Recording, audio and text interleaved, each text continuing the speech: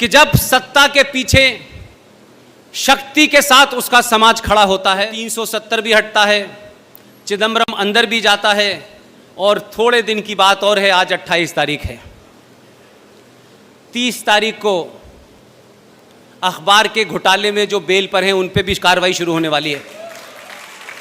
तो ये मत समझिए कि आप जो गलती पिछले कई सालों से कर रहे थे कि आपको तो वोट देना है, किसी को दे दो भाई, हमें क्या फर्क पड़ता है, इनको आना है उनको आना है, लेकिन पहली बार आपको भी एहसास कर दिया कि उनको नहीं आना, इन्हीं को आना है। आप अपनी इस ताकत को बनाए रखिए। और मैं जो देख पा रहा हूं, मेरे सीनियर जो देख पा रहे हैं, आप अपनी सनातन संस्कृति को प्राप्त करेंगे, उसकी शुरुआत हुई है। लिहाजा इसके साथ साथ आपको अपने अंदर, अपने गिरेबान में झांकना पड़ेगा। ये वो लम्हे हैं कि जिस लम्हों में अगर आप कोई खता करेंगे तो 1000 साल के बाद तक नजर नहीं आएंगे, आप कहीं पता नहीं चलेगा, क्योंकि अब तक लोगों ने आपको, आपके इस पुरुषार्थ को, इस ताकत को समझा ही नहीं था। अब वो समझ गए हैं, वो दूसरी तैयारी करेंगे। आप ये ध्यान रखिएगा कि अगर किसी कारण से भी अपनों से गलती, हमारे लिए गलती, हमारा ये नहीं हुआ, उसका ये नहीं हुआ, ये स्थिति इस देश में 500 साल तक बना के रखनी है कि इसके अलावा, इस सोच के अलावा लोग सत्ता पे न बैठें। 2 घटनाओं का जिक्र करके मैं अपनी बात को आगे बढ़ाना चाहता हूं। बोर हो रहे हो तो बता दीजिएगा।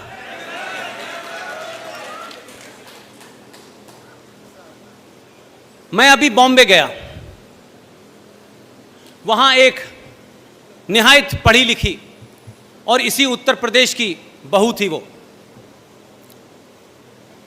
उन्होंने मुझे टेलीफोन किया कोई महीने 1.5 महीने पहले। तो जम्मू कश्मीर के सिलसिले से कुछ दलितों का भी एक सिलसिला है, वो पहले भी मैं आपके सामने बयान कर चुका हूं और वो इससे जुड़ा हुआ है। तो जब भी जाता था तो मैं उस घटना को बताता था और साथ साथ ये भी कहता था कि पूरी दुनिया में कोई किसी से कितनी भी नफरत कर ले, लेकिन वो नफरत, उस नफरत को संवैधानिक तौर पे जस्टिफाई अगर कहीं किया गया है तो वो है जम्मू कश्मीर। उन्होंने बहुत सारी चीजें सुनी। उन्होंने बॉम्बे में बहुत लोगों को बताया कि 1957 में जम्मू कश्मीर के अंदर 200 वाल्मीकि लोगों के साथ क्या हुआ।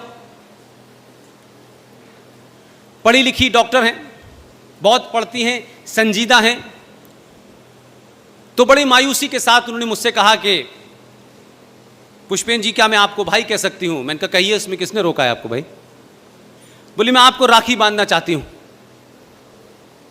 मैंने कहा 15 अगस्त को मैं मुंबई में हूंगा, आप मुझे वहीं राखी बांध दीजिएगा। जो बात उनसे मुझे करने के बाद पता चली, शक मुझे हल्का सा था, लेकिन क्योंकि वो ज्यादा किताबें उन्होंने पढ़ी, क्योंकि उनका वो एरिया है, उन्होंने कहा पुष्पेन जी, मेरी एक मुहिम चल रही है, मैं आपसे उसमें मदद चाहती हूं। मैंने कहा समाज के किसी भी ऐसा काम जिसमें समाज जुड़ जाए, आप रात के 2 बजे भी कहेंगी तब भी मैं हाजिर हो जाऊंगा। जो इंपॉर्टेंट बात है जो मैं आपके सामने कहना चाहता हूं, अगर किसी को दिल को चोट भी लगे तो मुझे माफ कर दीजिएगा, क्योंकि इसमें मेरा कोई हित नहीं है, मेरा कोई एजेंडा नहीं है। मैं उस समस्या से जूझ रहा हूं, उसकी निटी-गिटी को समझ रहा हूं। ये जो हमारे वाल्मीकि लोग हैं, जो दलित लोग हैं, ये सुअर क्यों पालते हैं? मैं चाहती हूं कि अब ये सुअर ना पालें। मैं उनकी बात को समझा नहीं। फंक्शन खत्म होने के बाद मैंने अपने कहा कि मेरे होटल में आ जाइए। उनके साथ में 3-4 और लोग भी थे। उन्होंने बड़े विस्तार के साथ मुझे ये बात समझाई और उस पूरी बात में मुझे लगा कि क्या इतने बड़े सैक्रिफाइस को, इतने बड़े एक ऐसे समय में जब आप खुद खतरे में हो, आपका समाज खतरे में हो, आप उससे समझौता करने की जगह आप उससे लड़ने की डिवाइस निकालते हैं। यह बहुत कम होता है। यह बात अलग है कि जो अब्दुल्ला हैं कश्मीर में, वो मुसलमान होने का दावा तो 300 बार बताते हैं, लेकिन इस बार उनकी हिस्ट्री निकाली मैंने और ये पूछा कि अब्दुल्ला साहब आप बताइए 1722 में आपके जो पूर्वज थे उनका नाम क्या था। अब उन्हें पता है, ये बात अलग है कि पब्लिकली नहीं बताते। ये अब्दुल्ला फ्रॉड, इसके पूर्वजों का नाम 1722 से अगर निकालें आप तो उनका नाम था राघो राम। अब जिन लोगों ने 2 रुपए किलो चावल और तलवार के जोर पे अपना धर्म बदल लिया, अपना नाम बदल लिया, वो किनको प्रताड़ना दे रहे थे, इस रेफरेंस में ये बात कहना चाहता हूं। तो पता ये चला कि ये जो दलित समाज है आखिर ये सुअरी क्यों पालता है।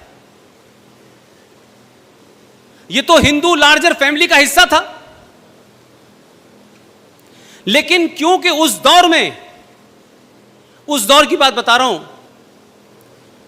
उस दौर में इनकी महिलाएं बहुत खूबसूरत होती थीं और उसका जीता जागता प्रमाण यह है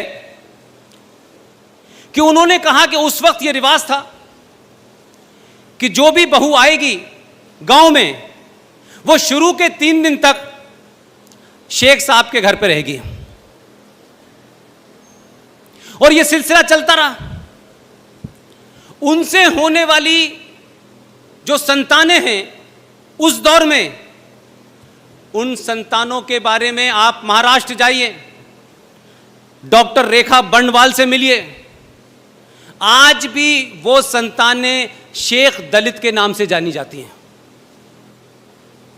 उस वक्त इन तमाम दलितों ने क्या किया, ये ताकतवर नहीं थे, लड़ने की क्षमता नहीं थी, समाज के बड़े वर्ग ने उनको अलग थलग कर दिया था।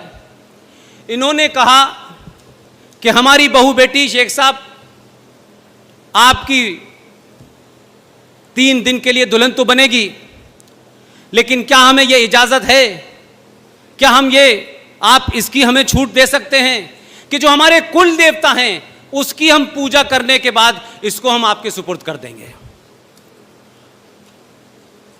उन्होंने क्या किया कि पहले कुल देवी की पूजा की, उनकी कुल देवी थी, वहां जाके पूजा हुई और ये डिवाइस निकाली कि इस कुल देवी की पूजा में सुअर की बलि चढ़ेगी।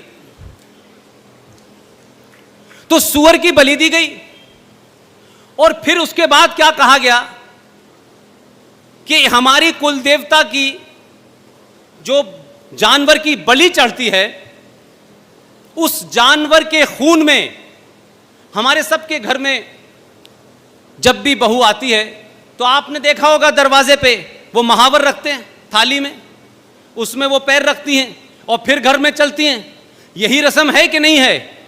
उन लोगों ने कहा कि जो बलि है जानवर की, जो हमारे कुल देवता ने ली है, हमारी ये बहू इसके खून में अपने दोनों पैर गीले करेगी और जिसके भी घर जाएगी ये ऐसे ही जाएगी सबसे पहले। और ये सिर्फ उन्होंने करा नहीं, इसे करा और ये जानते हुए कि ये खबर पता चल जाए, इसका ढिंडोरा भी पीटा।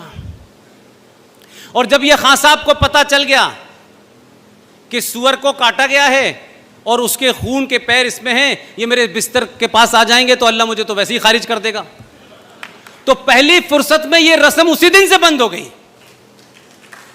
तो जो हजारों साल से जिनके पास ऑप्शन थे, जिनके पास ऑप्शन खुला हुआ था अब्दुल्ला की तरह, उन्होंने उस ऑप्शन को नहीं चुना। वो आज भी हैं। और जम्मू कश्मीर की घटना का जिक्र करते हुए मैं बात अपनी साबित करना चाहता हूं कि वो खून खत्म नहीं हुआ है, वो सोच खत्म नहीं हुई है। 1957 की घटना को रेफरेंस में बता रहा हूं, आप लोगों को बता चुका हूं, और उस संदर्भ में मैं क्या कहना चाहता हूं, यह मेरा पॉइंट है। 1957 में उस वक्त जो शेख थे, 1200 साल पहले, मुझे उनका पता नहीं, लेकिन ये नकली शेख कश्मीर में जो हैं, कन्वर्टेड जो हैं, जिन्होंने तलवार के दम पे नई शलवार पहन ली है, इन्होंने क्या किया, इनको लगता था कि हम जितना अत्याचार करेंगे उतना ही होगा। तो शेख साहब के उस सूबे में 1957 के अंदर दलितों ने, वहां जो लोग सफाई का काम करते थे वो दलित नहीं थे, वहां हड़ताल हो गई, महामारी फैल गई, तो शेख साहब है, करते हैं, बाकी कुछ नहीं करते। तो आप सोचिए कि बख्शी गुलाम मोहम्मद साहब, जिनके नाम के आगे मोहम्मद लगाए, उन्होंने अपने कैबिनेट के 2 लोगों को भेजा कि भाई जाइए, हिंदुओं में कोई कम्युनिटी होती है वो ये गंदगी साफ करती है, उसको लेके आइए। उनके 2 कैबिनेट मिनिस्टर गए गुरदासपुर, पठानकोट और अमृतसर, और 200 वाल्मीकि लोगों को लेके कश्मीर में आए, और उनसे यह वादा किया गया कि आप यहां रहिए, हम आपको नागरिकता भी देंगे, हम आपको नौकरी भी देंगे।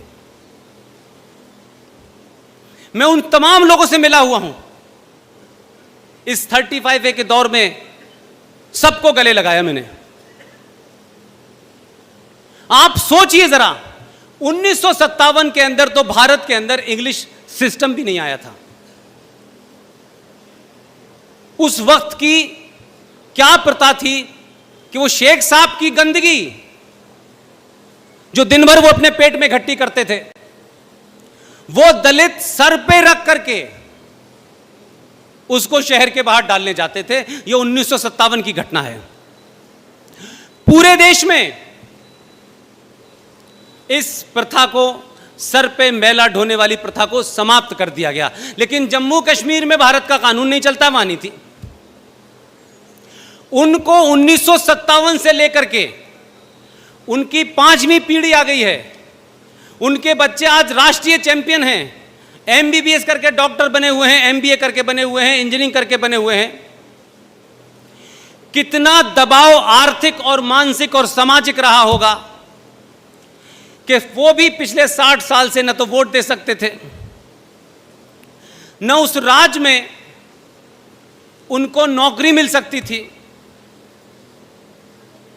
लेकिन आप सोचिए जरा, इस हिम्मत की दाद दीजिए, इस बात को सराहिए। मैंने वो सीन अपनी आंखों से देखे हैं, आप सब लोग विजुलाइज कर सकते हैं इस बात को। उन लोगों को पिछले 70 साल से लगातार यह कहा गया कि अगर आप इस्लाम कबूल कर लेंगे तो फिर हम आपको यहां की नागरिकता दे देंगे। सोचिए कि उनकी 5वीं पीढ़ी में आज युवा बच्चे कंप्यूटर से, मोबाइल से खेल रहे हैं, बड़े बड़े कॉलेज में हैं, बड़ी बड़ी डिग्री लेके आए हैं। उसके बावजूद भी आज के दौर के अब्दुल्ला और मुफ्तियों को शर्म आनी चाहिए कि जो उन्होंने 1200 में नहीं किया वो उन्होंने 1957 में भी नहीं किया। आज हमारे देश में मुझे बड़े अफसोस के साथ कहना पड़ रहा है कि लोगों की बड़ी बड़ी जातियां होती हैं, लोग बड़ा अपनी जाति का घमंड देते हैं, लेकिन मैंने तो सुना है कि नौकरी दे दो तो लोग क्रिश्चियन हो जाते हैं, नौकरी दे दो तो लोग नाम बदल लेते हैं। तो सिर्फ आप इसलिए कि आपको लगता है आप ही हिंदू हैं, तो माफ कीजिएगा, अगर इस देश में कोई कट्टर, कोई बहादुर, कोई दलित है जो आज आधुनिक भारत में 2019 तक लगातार उन तकलीफों को बर्दाश्त रहने के बावजूद भी उसने गंदगी ढोई, उसको नौकरी नहीं मिली, उसके दादा परदादाओं ने गंदगी उठाई, उनके बच्चे आज भी उठा रहे हैं, लेकिन धर्म नहीं बदला।